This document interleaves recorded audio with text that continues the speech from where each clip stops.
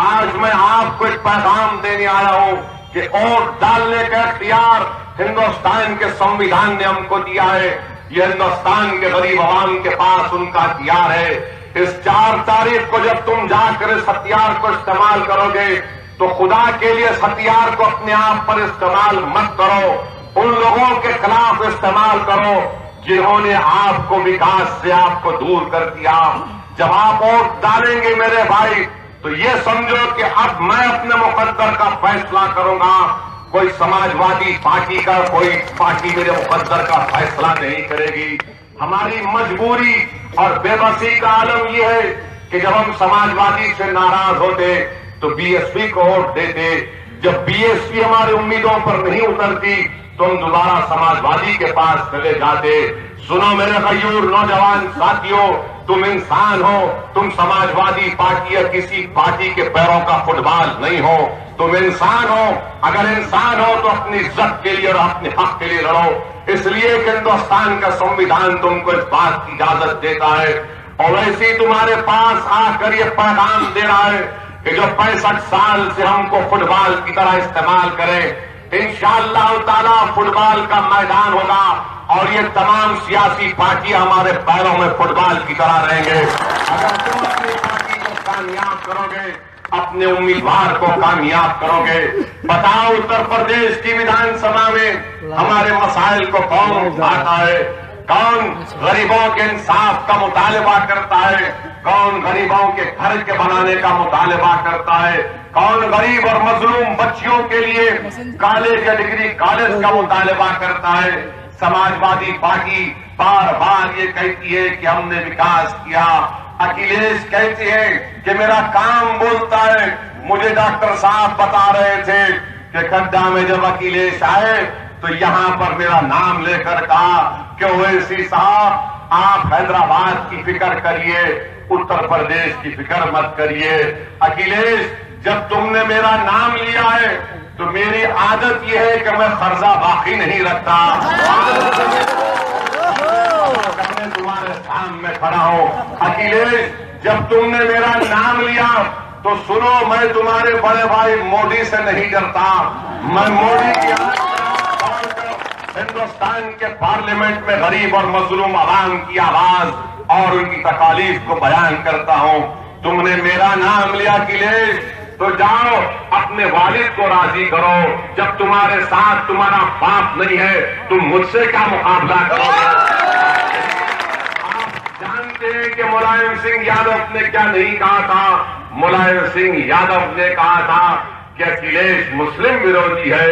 اکھلیش اپنے پپا کو ڈیڈی کو راضی کرنا، بعد میں مجھ سے مقابلہ کرنا.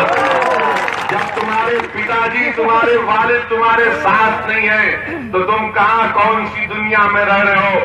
تم حیدرآباد کی مجھ سے بات کرتے ہو. میں آپ کے سامنے بیان کرنا چاہتا ہوں کہ ہم نے حیدرآباد میں کیا کیا. میرے بھائی حیدرآباد میں تلنگانہ میں ہمارے 7 ودھائک ہیں.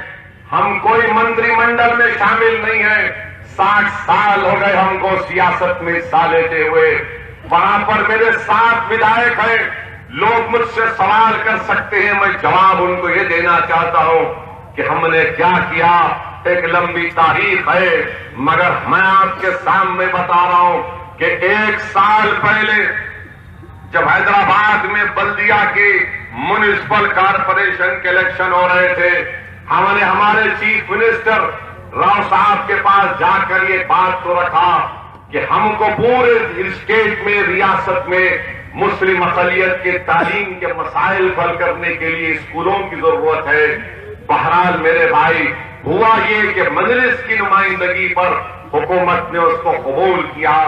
آپ جا کر انٹرنیٹ پر دیکھ سکتے ہیں کہ تلنگانہ میں پچھلے سال 70 ریزیڈینشل اسکول کھولے گئے جس میں 12,000 کے قریب بچے 6ٹھی جماعت سے 12ویں جماعت تک فری میں پڑھتے ہیں. ان کے لیے کھانے کا انتظام فری میں ہے، کپڑا ان کے لیے فری ہے، بچیوں کا اسکول علیحدہ ہے، بچوں کا علیحدہ ہے. آج آپ جا کر دیکھیے اور جولائی اگست میں جو نیا تعلیمی سال کا آغاز ہوگا اس میں اور 100 اسکول کھولے جائیں گے. 50,000 غریب بچے اور بچیاں اس میں فری میں تعلیم حاصل کریں گے. اکھلیش یادو بتاؤ تم نے کتنے اسکول کھولے یہاں پر؟ بتاؤ کتنے اسکول کھولے؟ آپ کو معلوم ہوگا کہ اتر پردیش میں تعلیم کا بجٹ، ایجوکیشن کا بجٹ 55,000 کروڑ روپے ہے. 55,000 کروڑ کا بجٹ ہے اکھلیش تمہارا. بتاؤ تم نے اس ودھان سبھا میں کتنے school, junior college, degree college کھولے بچیوں اور بچوں کے لیے؟ تم نے کتنے ہاسٹل کھولے؟ میرے بھائی، یہ صرف کل تک یہ سمجھتے تھے کہ کوئی متبادل نہیں ہے، کوئی آلٹرنیٹ نہیں ہے، تو یہ کہاں جائیں گے غریب؟ یہ سمجھتے تھے کہ ہم ان کے غلام ہیں اور مجبوری کی عالم میں ان کو اور ڈالیں گے. سن لو اتر پردیش کے اقتدار کی کرسیوں پر بیٹھنے والوں، سن لو اتر پردیش کی سیاسی پارٹیوں کے رہنماؤں، اب تم کو اپنے خواب غفلت سے بیدار ہونا پڑے گا. تم کل تک ہم کو بی جے پی سے ڈراتے تھے یا پھر کوئی گروپ سے ڈراتے تھے. میں بی جے پی سے بھی کہنا چاہ رہا ہوں اور ان کی لوڈوں کی تنظیم سے بھی کہنا چاہ رہا ہوں کہ سنو، آج تمہارے ڈرانے سے ہم ڈرنے والے نہیں ہیں.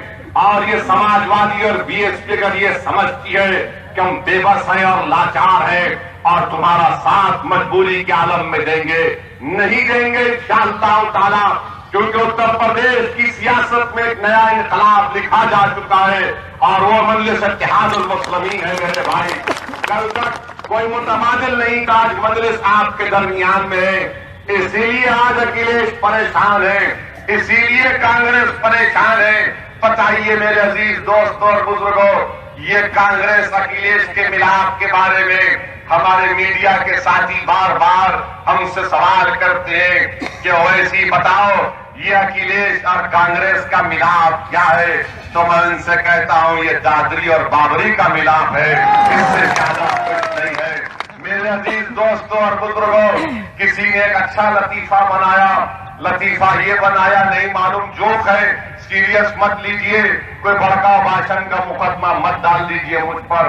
ایک لطیفہ بنایا کسی نے پوچھا کہ بتائیے اس کا نام کیا ہے جو اپنے باپ کی بات نہیں سنتا؟ آپ کو معلوم؟ پھر نیچے لکھا ہوا تھا اس کا نام کیا ہے جو کسی کی بات نہیں سنتا؟ وہ بھی معلوم آپ کو. اس کا نام کیا ہے جو سب کی بات سنتا؟ وہ ڈاکٹر ہے. وہ ڈاکٹر ہے جو اپنے باپ کی بات نہیں سنتا، جو کسی کی بات نہیں سنتا، اس کی بات ڈاکٹر سنتا ہے.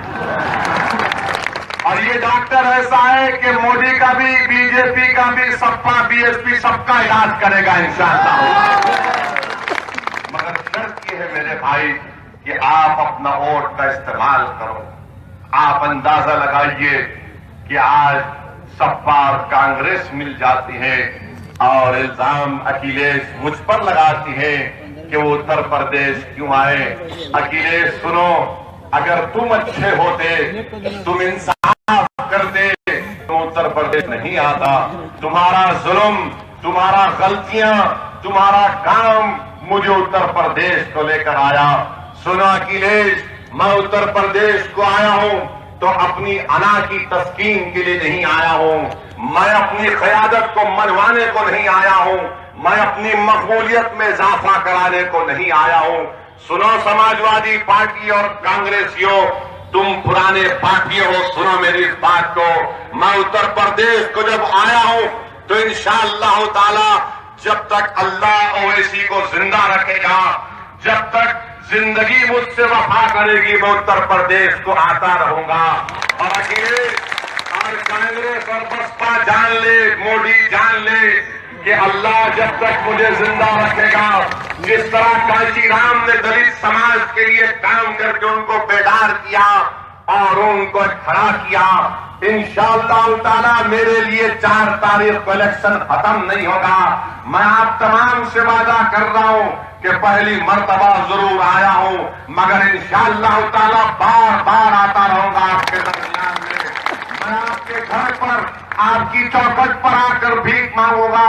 کہ میں میری جھولی میں تم اپنے گھر کی دولت نہیں ڈالو، میں تم سے صرف اس بات کی بھیک مانگ رہا ہوں کہ تم میری جھولی میں تمہارا اتحاد ڈال دو۔ میں دولت کا، میں کسی اقتدار کا، کرسی کا شوق مجھے نہیں ہے، میں صرف محبت کا دیوانہ ہوں میرے بھائی۔ آج میں تم سے وعدہ کر رہا ہوں کہ 65 سال 70 سال کے قریب ہو گئے وطن عزیز کو حاصل ہو کر، ذرا تھوڑا اپنا جائزہ لو میرے بھائی، اپنے اطراف میں دیکھو کہ دنیا کہاں چلے گئی اور ہم کہاں پر رک گئے۔ میرے عزیز دوستوں اور بزرگوں، اب ہم کو رکنا نہیں ہے میرے بھائی، ہم کو آگے بڑھنا ہے۔ میرے بزرگوں، تم کب تک اپنی آنکھوں میں آنسو لاؤ گے؟ تم کب تک آہیں لہو گے؟ میں ان بزرگوں سے وعدہ کر رہا ہوں کہ جن ظالموں نے تمہاری آنکھ میں آنسو لائے، انشاءاللہ تعالی مجلس ان ظالموں کو اب رلائے گی انشاءاللہ تعالی۔ میں ان ماؤں سے وعدہ کر رہا ہوں جو آج اپنی اولاد کے مستقبل کے لیے فکر مند ہے، جو راتوں کی نیند ان کی خراب ہو چکی ہے۔ میں عزت دار میری ماں اور بہنوں سے وعدہ کر رہا ہوں کہ یاد رکھو میری ماں اور بہنوں، جنہوں نے تمہاری راتوں کی نیند کو چھین لیا، تمہارے دن کے چین اور سکون کو برباد کر دیا، آج روز دن اویسی تمہارے لال اور تمہارے بیٹوں کے مستقبل کے لیے لڑے گا اور ان کی نیند کو حرام کرے گا، ان کے چین اور سکون کو برباد کرے گا۔ یاد رکھو، یہ خاموشی دنیا تم کو جینے نہیں دے گی، تم کو آواز اپنی اٹھانا پڑے گا، اپنی طاقت کا مظاہرہ کرنا پڑے گا۔ میرے بھائی، ہندوستان کا سنویدھان ہم کو اس بات کی اجازت دیتا ہے کہ ہم اپنی طاقت کا مظاہرہ کریں۔ ارے ڈرنا کس بات کا؟ ہم صرف اللہ سے ڈرنے والے ہیں، ہم مودی، اکھلیش یا کانگریس سے ڈرنے والے نہیں ہیں، ہم بی ایس پی سے ڈرنے والے نہیں ہیں۔ ہم کو اپنے ملک کو مضبوط کرنا ہے۔ ملک کیسا مضبوط ہوگا؟ ہندوستان کیسا مضبوط ہوگا؟ ہندوستان اس وقت مضبوط ہوگا جب اس ملک کے غریب سے انصاف کیا جائے گا۔ ملک کب مضبوط ہوگا؟ جب نوجوان جو مظلوم ہے اس کو انصاف ملے گا۔ ملک کیسا مضبوط ہوگا؟ جب گاؤں میں اسکول کھولے جائیں گے۔ ملک کیسا مضبوط ہوگا کہ جب غریب جس نے اپنی زندگی جھوپڑی میں گزار دی اس کے سر پر ایک گھر ہو۔ یہ انصاف کی لڑائی مجلس کی ہے۔ میری لڑائی کسی مذہب کے خلاف نہ تھی نہ رہے گی، خدا نہ خواستہ۔ میری لڑائی انصاف کی لڑائی ہے، میری لڑائی حق کی لڑائی ہے، میری لڑائی میری زبان کی لڑائی ہے، میری لڑائی میری تہذیب کی لڑائی ہے، میری لڑائی نوجوانوں کے امیدوں کو پورا کرنے کی لڑائی ہے، میری لڑائی بزرگوں کے خوابوں کو پورا کرنے کی لڑائی ہے، میری لڑائی ماں اور بہنوں کے بیٹے واسوں کو بند کرنے کی لڑائی ہے، میری لڑائی ہر غریب کے ساتھ ٹھہرنے کی لڑائی ہے۔ بتاؤ اس میں کون سی فرقہ پرستی نظر آتی ہے؟ ہاں، اس میں اگر نظر آتا ہے تکلیف کسی کو ہوتی ہے تو اکھلیش یادو کو ہوتی ہے۔ اکھلیش یادو، تم اب تیار ہو جاؤ، اتر پردیش کے ستا کو تم کو کھونا پڑے گا انشاءاللہ تعالی۔ مجھے کئی مرتبہ گڈا نے سروگ کیا گیا، ہر بار جب ہم پرمیشن کے لیے ڈالتے تو اتر پردیش میں سماجوادی کی سرکار ہم کو پرمیشن نہیں دیتی۔